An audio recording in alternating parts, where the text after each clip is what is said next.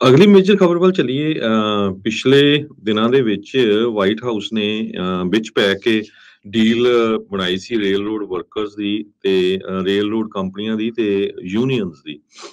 ਤੇ ਸਤੰਬਰ ਦੇ ਵਿੱਚ ਇਹ ਹੋਈ ਸੀ ਤੇ ਪਰ ਅੱਜ ਜੋ ਰੇਲ ਰੋਡ ਵਰਕਰਸ ਆ ਉਹ ਕਹਿੰਦੇ ਆ ਵੀ ਜਿਹੜੀਆਂ ਵੱਡੀਆਂ ਦੋ ਯੂਨੀਅਨਸ ਆ ਉਹਨਾਂ ਨੇ ਉਹ ਡੀਲ ਆ ਰਿਜੈਕਟ ਕਰ ਦਿੱਤੀ ਆ ਤੇ ਦਸੰਬਰ 5 ਦੀ ਰਾਤ ਨੂੰ ਉਹ ਸਟ੍ਰਾਈਕ ਤੇ ਫੇਰ ਜਾ ਸਕਦੇ ਆ।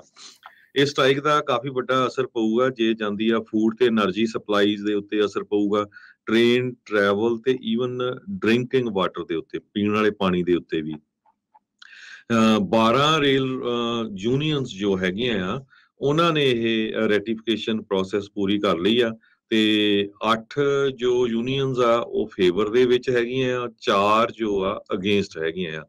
ਸੋ 4 ਯੂਨੀਅਨਸ ਇਹ ਕਹਿ ਰਹੀਆਂ ਵੀ ਅਸੀਂ ਜੋ ਬਿੱਲ ਹੈਗਾ ਆ ਉਹ ਨਹੀਂ ਉਸ ਨੂੰ ਮੰਨਾਂਗੇ। ਸੋ ਕਹਿੰਦੇ ਕਾਫੀ ਚਾਂਸ ਲੱਗਦੇ ਹੈਗੇ ਆ ਇਹ ਸਟ੍ਰਾਈਕ ਤੇ ਚਲੇ ਜਾਣ। 2 ਯੂਨੀਅਨਸ ਜਿਨ੍ਹਾਂ ਨੇ VOTING ਰਿਜ਼ਲਟ ਅਨਾਉਂਸ ਕੀਤੇ ਹੈਗੇ ਆ ਟਰਾਂਸਪੋਰਟੇਸ਼ਨ ਡਿਵੀਜ਼ਨ ਦੇ, ਉਹਨਾਂ ਨੇ ਇਹ ਕਿਹਾ ਵੀ air rail transportation union smart TD ਜਿਹੜੇ 28,000 ਕੰਡਕਟਰਸ ਤੇ ਬ੍ਰਦਰਹੁੱਡ ਆਫ ਲੋਕੋਮੋਟਿਵ ਇੰਜੀਨੀਅਰਸ ਨੂੰ ਰਿਪਰੈਜ਼ੈਂਟ ਕਰਦੀ ਆ ਜੋ ਕਿ 24,000 ਦੇ ਕਰੀਬ ਇੰਜੀਨੀਅਰਸ ਆ, ਉਹ ਇਹਦੇ ਨਾਲ ਨੈਗੋਸ਼ੀਏਟ ਨਹੀਂ ਕਰਨਗੇ। ਸੋ ਕਾਫੀ ਜਿਹੜਾ ਆ ਇਹਦਾ ਭੰਬਲ-ਭੂਸਾ ਹੈਗਾ। ਸੋ ਲੁਕਰੇਟਿਵ ਕਹਿੰਦੇ ਡੀਲ ਸੀ, ਬੜੀ ਚੰਗੀ ਡੀਲ ਦਿੱਤੀ ਗਈ ਸੀ ਉਹਨਾਂ ਨੂੰ।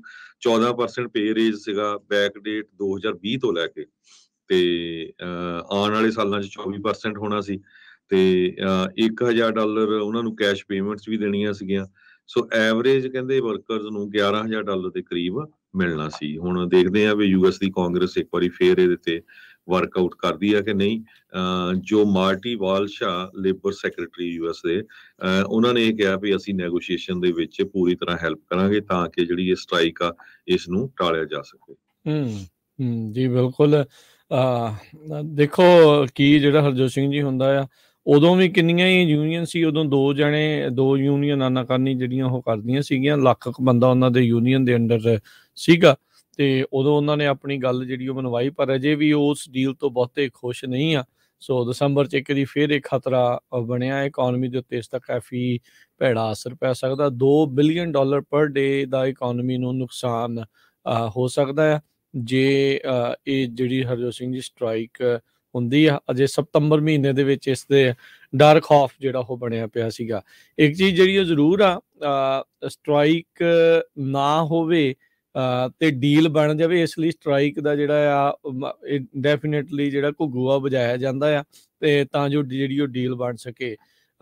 ਦੇਖੋ ਇੱਕ ਇੰਪੋਰਟੈਂਟ ਪਾਰਟ ਹੈਗਾ ਆ ਤੇ ਇਹ ਆਪਣੀ ਗੱਲ ਮਨਾਉਣ 'ਚ ਹਰਜੋਤ ਸਿੰਘ ਜੀ ਇਸੇ ਲਈ ਕਾਮਯਾਬ ਰਹਿੰਦੇ ਕਿਉਂਕਿ ਇਹ ਇਕੱਠੇ ਨੇ।